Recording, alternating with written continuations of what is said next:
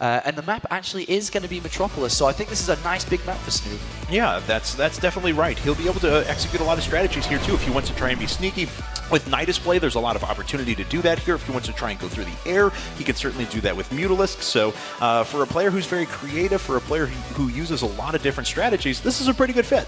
Look at that stone cold killer face from Bomber, just ready to win this 2-0.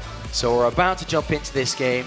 Can Snute do it from behind? He did it against StarTale Live. Can he tag team two StarTale players? We'll find out. Life has gone down. Bomber has not so far. We're going to jump into this game, though. The signs out there. It's a fantastic Marine sign. Well done. Well done. We'll see what both these players offer here in just a second. There's Bomber. Stone Cold Killer you mentioned before. There's Snute. And here we are, ladies and gentlemen. The map is going to be Metropolis. And down here at the 6 o'clock position, we have our Red Terran player from the team StarTale. He is... StarTale Bomber.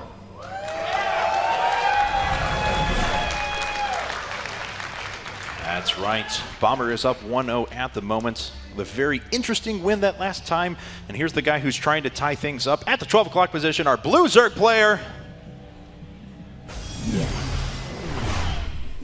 Team Gamers League Snute.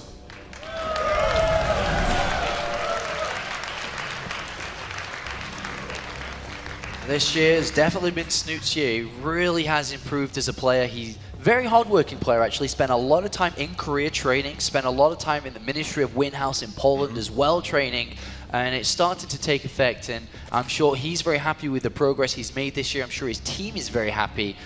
But Bomber, likewise, is starting to get back into the same rhythm that he used to be playing at. And he seems a tournament-winning caliber player right now. Yeah, he's obviously had his performances, finished third at MLG not too long ago, so he's certainly back in the spotlight. StarTale, when you talk about teams that just have incredible depth of rosters, I can't think of a better one than StarTale at the moment. Possibly Incredible Miracle, but StarTale has just been fantastic. That's right, they just have a great depth of players, a variety of races as well. And we are going to see Hatchery first coming down by Snute as expected. Surprised that we are going to have a Barracks first here from Bomber, but I think what we're going to be seeing here, potentially Hellion play on a map this big. It's very fast, very mobile, can keep the pressure on. But as I say that, he's actually taken gas early on. Yeah, started that at the exact same time that he put up his orbital command. Yeah. So we'll see what plan he has with that here. He's still going to have enough resources for another command center here momentarily, and we'll see if he decides to expand out of it and just get up that factory as quick as possible. In these positions, though, Bomber should know that the overlord that's going to get closest to scouting him is going to come from the left direction, because naturally a Zerg player is going to send their first overlord by close by air. So if Bomber identifies where this is going to be, he can actually send a Marine in that direction to prevent any scouting going on. But he didn't actually mine straight away from that refinery. He did get the command center down first, then is mining. So all that this is actually going to entail, especially if he doesn't build any Marines, which we're not seeing happen here, is that he's saving resources to go straight into a reactor from his barracks, can build 4 Marines, and then add a factory behind it. So it's just a detailed build to what you'd usually see. He has a beautiful little fake at the top. It actually forces a few drones off the line, putting a bunker down there. Snute picks up on it pretty quickly afterwards, though. He's actually just leaving that bunker there. He knows it's going to be canceled. There's not, in fact, been a Marine produced in this game. So back at Bomber's side of things, he's just getting that reactor for now. It's still a long way away from having that 100 gas up for a factory, and he could actually go for a third command center here relatively soon. Yeah, for sure. I mean, right now, when you want to build, if he wants to do this style, you build the factory next to the barracks. You can get 4 Marines out before the factory is done. The 4 Marines just naturally go in the bunker, and then you can switch over into going for Hellions from the reactor. The thing that I noticed from Bomber, though, he didn't take a second gas, so yeah, he's going to be going for a third command center pretty fast here. All right, well, he had the resources for it a couple of times, so decides to invest back into his orbital commands, make sure he gets all of his factories, his continued Marine production up and going. He was producing a bunker for a while outside of the ramp next to his natural, but decides against it based on what he saw before. Snute, though, pretty much going with the same thing. I believe it was 4 queens to open, double gas at about the same time, so he's not really differentiated his builds quite yet. That's right, and very similar to game one, he has two choices, speed first or straight over to the layer, depending on how he wants to play this out. Previously, he elected to go for the roach speed really fast from researching layer. This time, I don't think that's going to be the case. On a big map like Metropolis, I think it's better to get speed out, then to get the double evolution chambers to start to focus on getting those upgrades out nice and early, which Bomber should likewise be doing. And Bomber is actually putting up a bunker inside of his main, wants to remain extra safe, and once again, Snute going for the same thing he did last time. We see the quick layer tech, we'll see if that Roach Warren gets put down, and we have that glial reconstitution coming up quickly. Yeah, we'll see if that happens here. I mean, of course he doesn't necessarily need to do that. He could easily throw down the Spire or Infestation Pit if he wants to branch that way. And we'll see. As Bomber right now switching over to tanks very early behind his third command center. Going tanks early, it's not a sign of aggression because you can't be aggressive with tanks without stim, without combat shields, without upgrades. So tank early on is for protection. So if we are going to see the same Roach build, which we see the Roach Warren coming down for, the tanks are going to be very valuable in this situation. Yeah, especially because there's such a narrow path that those Roaches have to go through in order to attack into the natural. Just a couple well-positioned tanks on the high ground are going to be able to watch that entire space. Oh, but the tanks are actually revealed there if Snute was paying attention because a little bit of damage was done from the high ground there. And now, of course, they're explicitly seen. So I'm interested to see if Snute's going to still try to go for this, because by the time the Roaches have Roach speed and get there, there's going to be 3 to 4 tanks out if Bomber consistently builds them here. So I'm not sure if this Roach one's going to be used. We'll see if he gets the Roach speed. I'll be very interested if he does get it, because I feel it can't work anymore now that the tanks have been revealed. So he's going to take a third base no matter what. Roach speed hasn't started, and he has the resources for it. So that Roach Warren, I don't think he's going to use it. No, I don't either. If you remember the last game, he started making those Roaches as he was taking his third. It was actually a little bit before his third had gone down, so he's completely switching things up, investing into his melee upgrades as well. Roach speed is still on the way, but more just to have than anything and eventually to be used later on in the game. That's right, and I love this reaction from Snute. He's reading into this game really well, says that, all right, there are tanks there. That means that he doesn't have stim if he's going to get tanks early. That means he can't pressure, double expand, and go Infestation Pit at the same time here. So this is a really intelligent play and decision from Snute. And Bomber right back says, okay, well, I'm going to make a 4th command center, and I'm just going to start taking the map. So he's investing into his economy very well. He's getting a lot of production facilities behind this too. Snute's still doing a nice job at blocking bases like he did in the game prior, making sure that everything is just as annoying as it can be, because like I said, I mean, that's another minute that command center is delayed. That is right, and every little bit's going to help there for Snute. Pathogen Glands is on the way, so is Roach Speed. He actually has got a couple of Roaches out. I'm just going to have a look. 10 Roaches have been made. We'll see to what extent they're used. Of course, just initially starting off with killing the rocks or debris in between these bases. Still not too feeling them. I don't think he can get too much damage done with them, but of course they can always be a part of the army. We'll see if he attempts anything.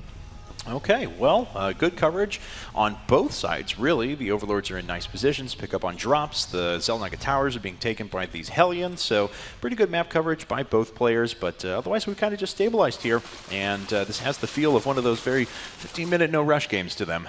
Yeah, it's definitely going to be a long one, that's for sure. His Bomber has full intention to play long with double engineering bay down, 4 command centers already, Snute with 4 expansions as well at the 10-minute mark.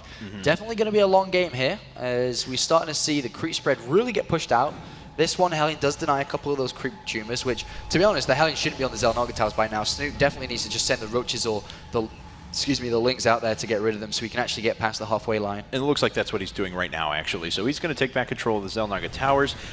So the Hellions are pushed off, and then the creep spread shouldn't be an issue from here on out. Now, is Bomber going to, what style is he going to go on as we move through this game? Players like, let's see here, FXO Gumiho, I Am MVP, really fond of moving into super high-tech starport, almost Sky Terran strategies as we move later on this map.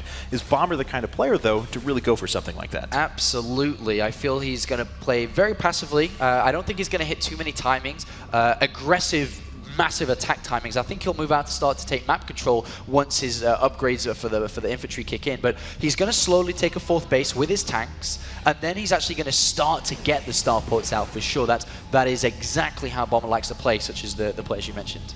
Okay, so more barracks coming up, and yet another command center is going to be created for Bomber. So he is playing for that incredibly late game. He flies directly over a couple of Zerglings, so we mentioned the good map control on both sides. So Snute, if he was being observant of the mini-map, he sees this, and indeed, he's already sending Zerglings back into the main.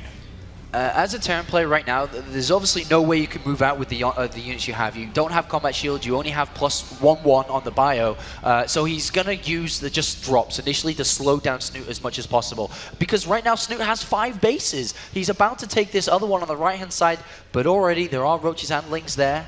There seems to be units in the main base as well, if I can tell by the minimap. So I think Snute's covering all angles really well against this aggression. Yeah, and drops are happening in both bases now, but the one on the right-hand side over the 4th is picked up on immediately.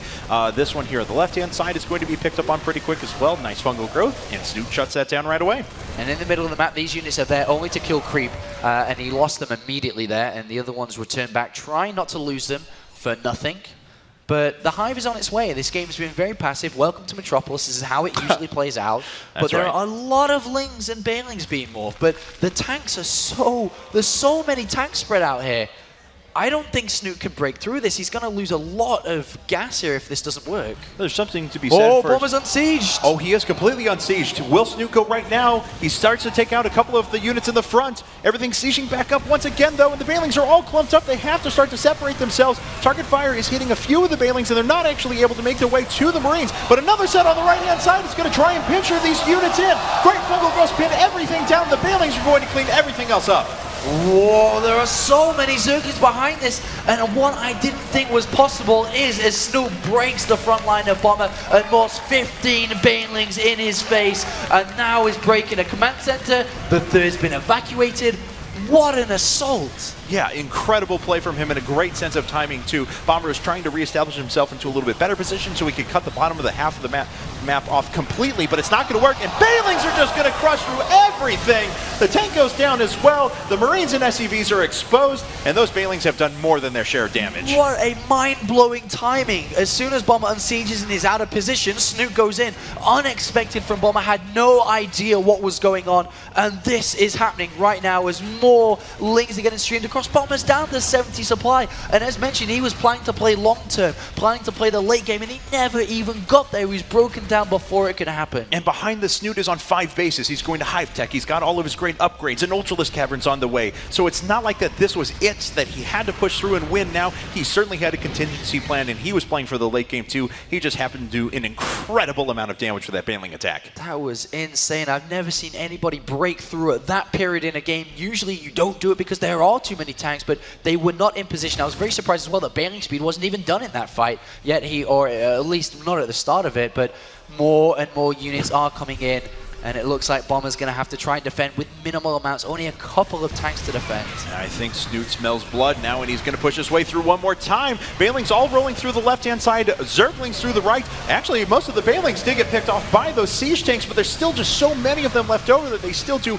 end up doing a little bit of damage. More SCVs dying. The bio units are going to clean up the rest of the Zerglings, and Bomber does hold. Not the most cost-effective push from Snute, but at this point, he's on 5 bases. His opponent's down to 2. He can continue throwing units, even if they're not the most cost-effective at his opponent. That's right. He's got such a great income, and he just killed 55 SCVs across the second, the third attack there, and Bomber's down to just 37 SCVs. He's not mining from the largest mineral patch that he has. He's got the balls to send out a medevac with 8 Marines. I'm sure they would love to come back and defend, as it looks like Snute is about to come once again. I don't know, if I was a Marine, I wouldn't be out there. I wouldn't want to be facing that anymore. Yeah, I guess, you know, 2 sides of that story. Well, the Marines are going to try and do a little bit of damage, but Snute had all of his forces back anyway, and he's going to clean this up pretty quickly, or at least necessitate a lift here, as Bomber's going to have to pick those up. He does. No infestors around to lock that down with the fungal growth, though. Great upgrades coming in for Snute, though, that are really going to seal the deal in this game, as, of course, Bomber's been halted with his production, with his economy slowed right down to just 2 tanks and 1 Marauder being made at a single time here. And we're about to see what could be this series drawn up as 100 supply difference. Snute is bringing this medevac down. He's got 5 bases. The minimap looks glorious with the amount of Zerglings that are just streaming across, and we're going to end this in a bang. Yes, we are. A quite literal bang at that, as 58 Banelings are being morphed in at the same time. for our Gamers League Zerg player. Double drop coming in from Bomber. He wants to try and pull forces back or do damage if he can find a way to cost-effectively hold this one more time. There are a couple of tanks in position. If he gets the right couple of shots, I mean, he's almost on a prayer at this point, though. Well, if Snute doesn't kill Bomber, Snute's lost his 5th and could lose his 4th, actually, and that means he won't really have any gas income anymore, so here comes Snute. Yeah, Snute rolling in from 2 angles with all those Banelings. They're actually coming through at 2 different times, so the Sea-Shanks were actually able to deal with the left side of Banelings before the right side, and they're actually doing a pretty good job of focus firing out, so the Infestors don't have too much support anymore, but Bomber is still just kind of crippling under the weight of all these forces, but a very nice hold once again. Snute throws away a lot of forces without being the most cost-effective. He kills yet more workers, he does more damage, but he's going to lose 2 bases in return. And that drop just kind of activated itself there, and is going to bring down a couple of queens. If he targeted down the hatch, that would be the best thing in the world right now, and he's going to kill a couple of drones, but I'm afraid that if he does that, then the hatch could stay alive with the amount of lings that are streaming out. Yeah, he's got to kill it right now. It's down to 400 hit points, being transfused up a couple of times. Bomber trying to sit behind the mineral line there, can't do it. He can't bring down the hatchery, and Snute holds on to it one more time. And Bomber, the amount of resources that Snute is throwing away with these Banelings come crashing through into tank line after tank line. Well, he's probably going to do it again as the Lings make their way across. A lot of Infestors to back this one up too, but Bomber continuing to hold in an almost impossible situation. I have no idea how he's still in this game, but as you said, cost effectively is trading so incredibly well. All right, well, we'll see if he can do it. If he can pick up on these Infestors, that would be a wonderful thing for him, but no, looks like those beach balls are going to get thrown up and start the tanks firing on their own units.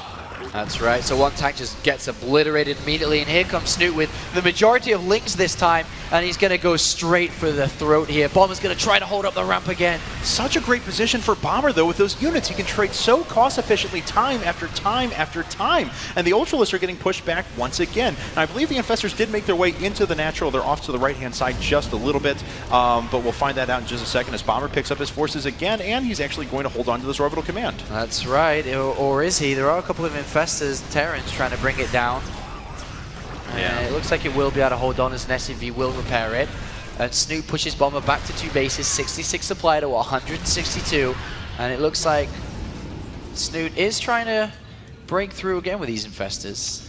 Yeah, I mean, Snute still has complete dominance. Looks like there's a double drop over on the... No, actually, when I say double drop, I mean 2 Marines. Double Marines on the right-hand side trying to do damage, but that's not alone going to be enough. And again, Snute, he doesn't have to be the most cost-effective. He can continue just throwing waves and waves of units at his opponents, and it doesn't matter. There's GG. We're tied up 1-1, moving into the deciding elimination game number 3. A painful death there for Bomber. A very long, drawn-out one, but Snute manages to tie this series up. He has the option now to just win one map, to knock out StarTale Bomber, to move on to another round in this tournament.